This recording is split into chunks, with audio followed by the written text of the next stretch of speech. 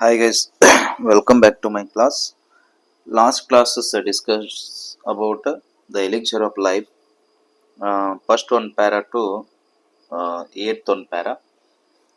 Now we discuss about ninth one para. Ninth one para one discuss ಮಾಡೋಣ ಇವತ್ತಿನ ದಿವಸ.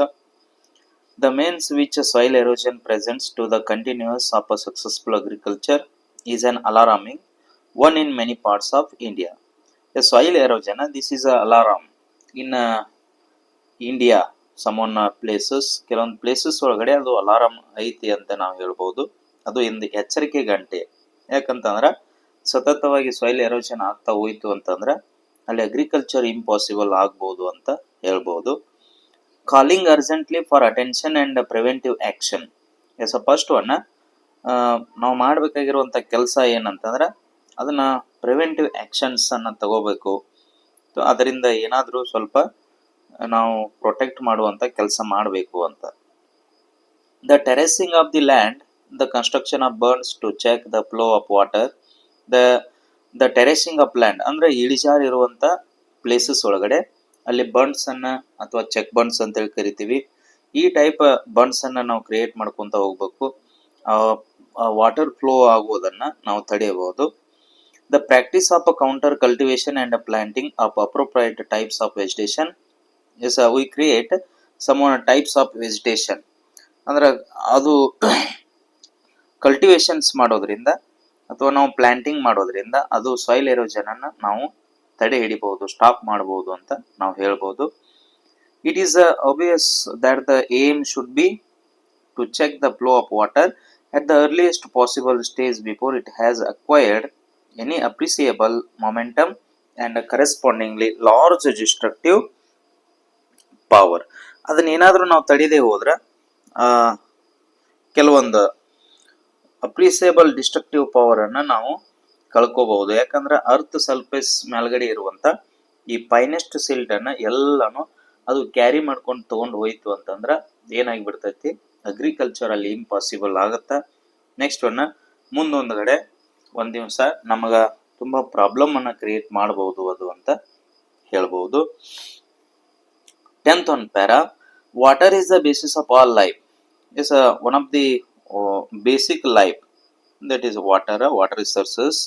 Every animal and every plant continuous substantial preparation of a pre or combined water in its body, and no kind of physiological activity is possible in which the fluid does not play an essential part. Water is of course necessary for animal life. Yes, this is a basic life. Water is one of the most important resources.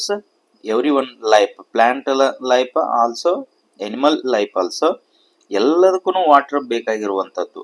Water ಇರಲಾರ್ದ ಈ ಜಗತ್ತೇ ನಡೆಯೋದಿಲ್ಲ ಅಂತ ಅನ್ಬೋದು. While moisture in the soil is equally imperative for the life and growth of plants and trees. Yes, especially ನಾವು ಈ plants ಅನ್ನ trees ಅನ್ನ ನಾವು ನೆಡೋದ್ರಿಂದ ಈ ಲೈಫ್ ಇಂಪರೇಟಿವ್ ಆಗಬಹುದು, ಸುಧಾರಿಸಬಹುದು. And preservation and utilisation of water. Yes, how to utilisation and preservation or collecting water ಅಂತ ನಾವು ಕರಿತೀವಿ.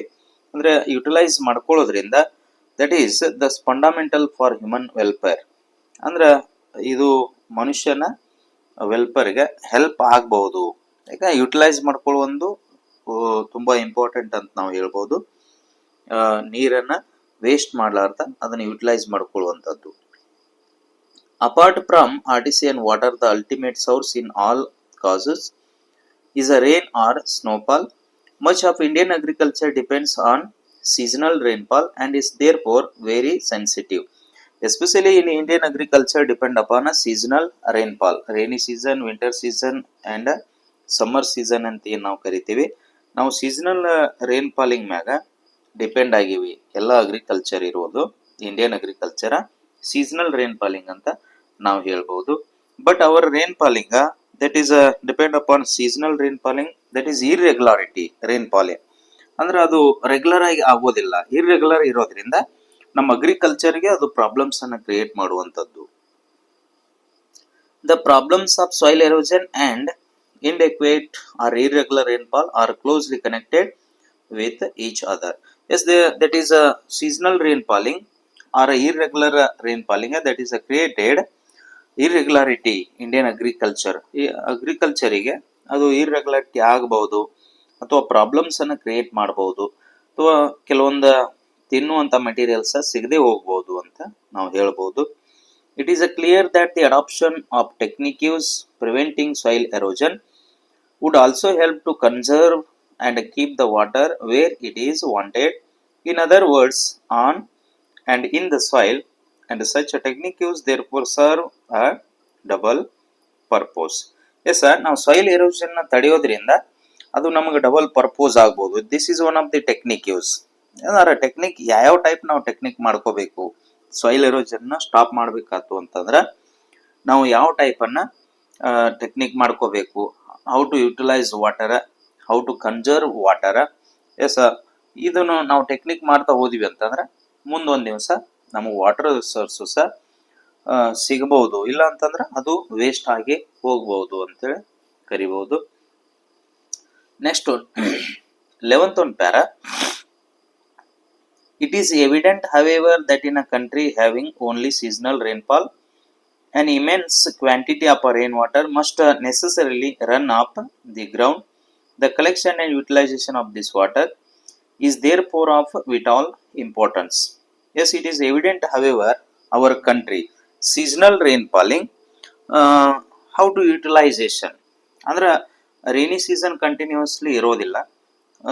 ರೈನಿ ಸೀಸನ್ ಒಳಗಡೆ ಅಷ್ಟೇ ರೇನ್ ಆಗುವಂಥದ್ದು, ಸಮ್ಮರ್ ಸೀಸನ್ ಒಳಗಡೆನೂ ರೇನ್ ಆಗೋದಿಲ್ಲ, ವಿಂಟರ್ ಸೀಸನ್ ಒಳಗಡೆನೂ ಮಳೆ ಆಗದೇ ಇರೋದ್ರಿಂದ ಅದನ್ನು ಯುಟಿಲೈಸ್ ಮಾಡ್ಕೊಳ್ಳೋದು ತುಂಬಾ ಇಂಪಾರ್ಟೆಂಟ್ ಐತಿ. ಅದನ್ನ ಯಾವ ಟೈಪ್ ಯುಟಿಲೈಸ್ ಮಾಡ್ಕೋಬೇಕು, ಆಮ್ಯಾಗ ಅದನ್ನ ಯಾವ ಟೈಪ್ ಇಟ್ಕೋಬೇಕು. ಈ ಡ್ಯಾಮ್ ಅನ್ನ ಕ್ರಿಯೇಟ್ ಮಾಡೋದ್ರಿಂದ, ಬ್ರಿಡ್ಜ್ ಅನ್ನ ಕ್ರಿಯೇಟ್ ಮಾಡೋದ್ರಿಂದ, ಬಂಡ್ಸ್ ಅನ್ನ ಕ್ರಿಯೇಟ್ ಮಾಡೋದ್ರಿಂದ ನಾವು ಯುಟಿಲೈಸ್ ಮಾಡ್ಕೋಬಹುದು ಅಂತ ಹೇಳ್ಬಹುದು. Of vital importance. Yes, that is a collection and utilization, one of the very importance in our Indian agriculture or plant life and human life ಅಂತ ನಾವು ಹೇಳ್ಬೋದು. Much of it flows down into the streams and rivers and ultimately finds its way to the sea. Incredibly large quantities of the precious fluid are lost to the country. The harnessing of our rivers, especially that is our rivers and streams flows ultimately finds our fluids ಕೆಲವೊಂದು ಆ silt ಅನ್ನ ತಗೊಂಡು ಹೋಗೋದ್ರಿಂದ ನಾವು ತುಂಬಾ losses ಮಾಡ್ಕೊಳ್ಳುವಂಥದ್ದು, ನಮ್ಮ ಕಂಟ್ರಿಗೆ ಅದು ದೊಡ್ಡ ಲಾಸ್ ಅಂತ ಹೇಳ್ಬೋದು. The harnessing of our rivers and waters which are now mostly run to waste is a great national problem. Yes, every year our rivers, ಆ ರಿವರ್ಸ್ ವಾಟರ್ ಇರುವಂತದ್ದು ಅದು ಹೋಗಿ ಸಿಗೆ ಜಾಯಿನ್ ಆಗುವಂತದ್ದು, but that is a waste water ಅಂತ ನಾವು ಕರಿತೀವಿ. ಅದನ್ನ ಯುಟಿಲೈಸ್ ಮಾಡ್ಕೊಳ್ಳುವಂಥದ್ದು, ಅದನ್ನ ಯಾವ ಟೈಪ್ ಯುಟಿಲೈಸ್ ಮಾಡ್ಕೋಬೇಕು, this is one of the national problem ಅಂತ ನಾವು ಹೇಳ್ಬೋದು. ಬೇಸಿಗೆ ಕಾಲದೊಳಗಡೆ ನೀರೇ ಇರೋದಿಲ್ಲ, ಮಳೆಗಾಲದೊಳಗಡೆ ಜಾಸ್ತಿ ನೀರಾಗಿ ಹರಿದು ಹೋಗುವಂಥದ್ದು, ಅದು ಹೋಗಿ ಸಿಗೆ ಜಾಯಿಂಟ್ ಆಗುವಂಥದ್ದು. ಇದು ಒಂದು most national problem, great national problem ಅಂತ ನಾವು ಹೇಳ್ತೀವಿ. Which must be considered and delt with non on national lines. Vast areas of land which at present are a mere scrub jungle and could be turned into fertile and a prosperous country by courageous and well planned action. We create some on vegetation or a scrub jungles or a man-made jungles or a systematically plantations. ಕೆಲವೊಂದು ಗಿಡಗಳನ್ನು ಹಚ್ಚೋದ್ರಿಂದ, ಈ forest ಅನ್ನು ನಾವು create ಮಾಡೋದ್ರಿಂದ ಈ soil erosion ಅನ್ನ ನಾವು ಸ್ಟಾಪ್ ಮಾಡಬಹುದು. Next one under ground water ಅನ್ನ ಇನ್ಕ್ರೀಸ್ ಮಾಡಬಹುದು ಅಂತ ಹೇಳ್ಬಹುದು. ನೆಕ್ಸ್ಟ್ ಒನ್ ಇನ್ನ 12th ಒಂದು ಪ್ಯಾರ ನೆಕ್ಸ್ಟ್ ಕ್ಲಾಸ್ ಒಳಗಡೆ ಕಂಟಿನ್ಯೂಸ್ ಮಾಡೋಣ.